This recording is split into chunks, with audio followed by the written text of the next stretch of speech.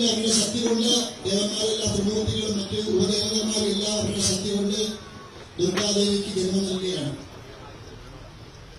ആ ദുർഗാദേവിക്ക് ജന്മം നൽകിയിട്ട് അവരുടെ എല്ലാ ശസ്ത്രങ്ങൾ, ആയുധങ്ങൾ, ചക്രായുധവും വജ്രായുധവും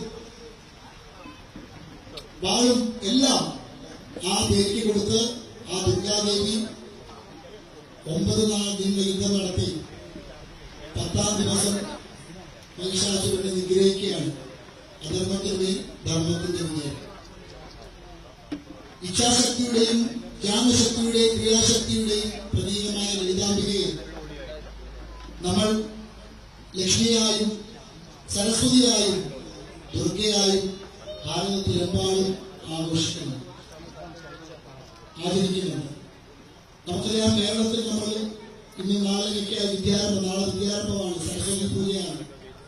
നാളെ മാന്യ അധ്യക്ഷനോട് സൂചിപ്പിച്ചു കഴിഞ്ഞു കുമാരി പൂജ. അപ്പൊ സ്ത്രീകൾക്ക് അത്രത്തോളം പ്രാധാന്യം പൗരാണിക കാലം മുതൽ നൽകിയ ഒരു രാഷ്ട്രമായിരുന്നു, സംസ്കാരമായിരുന്നു നമ്മളുടെ.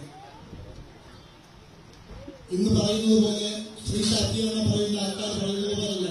അത്രത്തോളം ആ ദുർഗാദേവിക്ക് ആ ശക്തി സ്വരൂപിയായ ദുർഗാദേവി തന്നെ ആ അധർമ്മയെ നിഗ്രഹിക്കാൻ ദേവന്മാർ തെരഞ്ഞെടുക്കുന്ന ശക്തി